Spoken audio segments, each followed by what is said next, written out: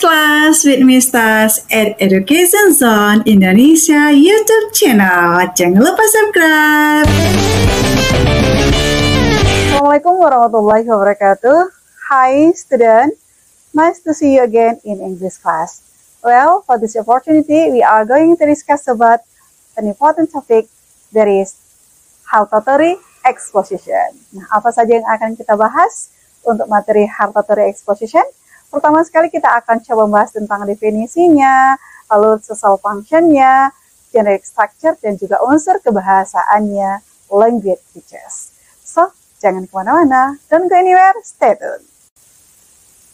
Well, student, pernah nggak kalian melihat orang yang sedang melakukan debat, apakah itu debat bahasa Inggris ataupun juga debat bahasa Indonesia? Atau mungkin kalian sering ya mendengar atau melihat orang yang sedang berpidato, yang isi pidatonya itu berisi bujukan atau ajakan agar orang lain setuju dengan pendapat dia atau setuju untuk melakukan apa yang dia sampaikan.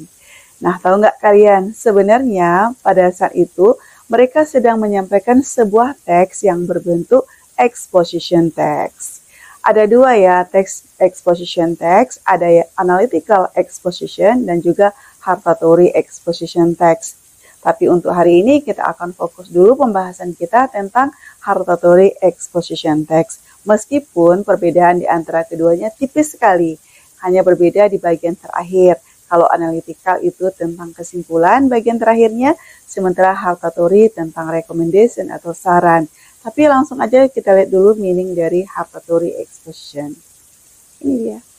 A hartatory exposition text is a type of text that aims the reader or listener to agree with a particular point of view or take a specific action. Jadi, teks hartatory ini adalah sebuah teks yang memiliki tujuan membujuk atau mengajak si pembaca atau juga si pendengar untuk setuju dengan sudut pandang tertentu, dengan apakah sudut pandangnya itu positif atau juga negatif. Atau bahkan ikut terlibat untuk melakukan aksi atau tindakan berdasarkan apa yang dia paparkan. Jadi jelas ya bahwa tujuan dari teks ini adalah mengajak orang lain untuk sepakat dengan dia. Kita ambil contoh misalnya ada satu isu tentang handphone ya. Ada pro kontra nih tentang handphone. Tapi berdasarkan pengamatan kita, menurut kita pribadi handphone itu sebaiknya tidak dibawa oleh pelajar ke sekolah. Berdasarkan berbagai pertimbangan. Nah, pertimbangan ini kita jadikan sebuah argumen kita untuk mengajak orang lain agar sepakat dengan kita sehingga handphone ini nanti tidak dibawa ke sekolah. Nah, bagaimana caranya? Nanti ada beberapa hal yang kita lakukan, ada beberapa langkah yang harus kita lakukan ketika kita ingin menyampaikan sebuah hartatory exposition text. Namun sebelumnya, kita lihat juga dulu nih social function-nya. Apa sih social function atau fungsi dari hartatory exposition text? Yuk, kita lihat dulu. Berdasarkan definisinya tadi, based on the definition of hartatory exposition text, kita bisa rumuskan social function-nya. What is the social function of hartatory exposition text? The social function of hartatory text is to persuade the reader or the listener that something should or should not be the case. Jadi jelas ya bahwa tujuan dari hartatory exposition text ini adalah untuk membujuk atau mengajak pembaca atau juga pendengar bahwa sesuatu hal itu mestinya terjadi atau tidak terjadi. Misalnya tadi Ibu sudah berikan contohnya tentang, kami setelah berikan contohnya tentang isu handphone. Misalnya kita ingin melihat dari sudut pandang negatifnya handphone. Nah, lalu kita menyampaikanlah sebuah hartatory exposition text itu yang di dalamnya itu berisi ajakan agar orang lain nantinya setuju bahwa handphone ini sebaiknya tidak dibawa ke sekolah karena banyak sekali alasan-alasan yang negatifnya. Nah, alasan-alasan ini nanti akan kita sampaikan dalam paragraf berikutnya yang kita sebut dengan argumen. Dan ini nanti akan jelas kita lihat dalam generic structure-nya. Oke, sekarang kita ke generic structure.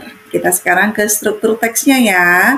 Bagaimana kita mengawali atau memulai menulis atau menyampaikan teks hartatory exposition. Nah, bagian pertama sekali dari teks ini adalah tesis. Nah, apa itu tesis? Nggak usah kaget dengan nama tesis, karena isi dari paragraf pertama itu adalah perkenalan. Apapun jenis teksnya, masih ingat ya, kalau kita setiap bertemu dengan orang, pasti awalnya itu kenalan dulu. Jadi bagian pertama ini adalah bagian perkenalan. Apa yang diperkenalkan di sini, di bagian pertama ini, di bagian perkenalan, si penulis atau si pembicara memperkenalkan topik yang akan dibahas. Kemudian dia juga memperkenalkan atau menunjukkan posisi dia. Posisi yang bagaimana? Dia mau lihat dari sudut pandang apa? Negatif atau positif? Dia mau lihat dari sudut pandang buruk, baik, bagus, ataupun tidak. Keuntungan atau kerugian. Ini dinamakan dengan state the writer position. Jadi di bagian ini si penulis memperkenalkan pertama topik, kemudian juga dia menunjukkan posisi dia itu apakah dari segi positif ataupun negatif. Misalnya, tadi seperti ini sudah berikan contoh, kita angkat isunya mengenai handphone. Lalu kita ingin menulis keburukan dari membawa handphone ke sekolah. Maka di awal sekali di paragraf tesis ini, kita langsung aja membuat, kita mulai kalimatnya misalnya, I personally think that students should not bring handphone to school. Saya secara pribadi menganggap handphone sebaiknya tidak dibawa ke sekolah. Si penulis itu sudah menyampaikan topiknya itu adalah handphone. Sudut pandangnya apa? Should not bring to school. Jadi jelas ya, tesis itu adalah bagian perkenalan. Nah, dari namanya saja tesis memberikan sinyal ke kita bahwa apa yang kita sampaikan ini bukan hayalan, bukan rekayasa, karena hartatory exposition text itu beranjak dari kenyataan, dari fakta, dari kebenaran, based on observation, based on research, berdasarkan hasil pengamatan, berdasarkan hasil penelitian. Jadi ini bukan rekayasa kita, bukan imajinasi. Walaupun nanti yang kita masukkan di dalamnya adalah opini pribadi kita, tapi apa yang kita sampaikan itu berdasarkan fakta yang sedang berkembang di masyarakat atau berdasarkan fenomena yang lagi berkembang di lingkungan atau juga di dalam masyarakat. Gitu ya. Nah, berikutnya kita lanjut ke argumen. Bagian kedua atau tahapan berikutnya adalah argumen. Ini namanya argumen ya, sebenarnya isinya itu adalah reasons, alasan. Alasan mengapa kita menganggap bahwa the student should not bring handphone to school. Tadi di awal isu kita handphone ya, jadi kita berikan alasan mengapa pelajar-pelajar itu sebaiknya tidak membawa handphone ke sekolah.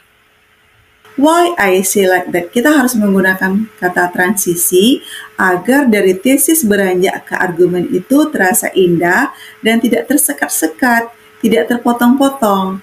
Ibaratnya orang membuat video, bagaimana caranya agar videonya itu tidak nampak patah-patah.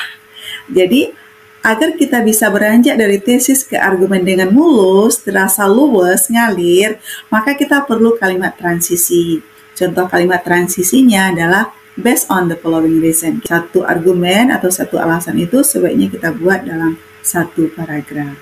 Jadi kalau ada 3 argumen, jadinya 3 paragraf. Begitu ya.